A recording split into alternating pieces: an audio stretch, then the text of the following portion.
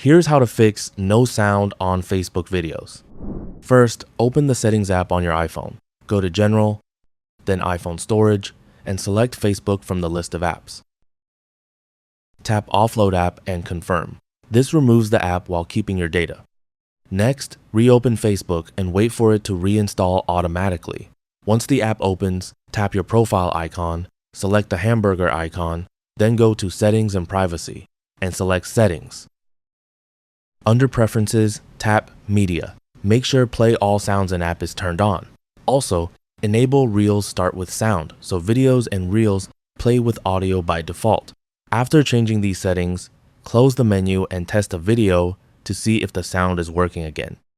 If the issue only affects Facebook, restarting your phone after updating these settings may also help. That's all for this video.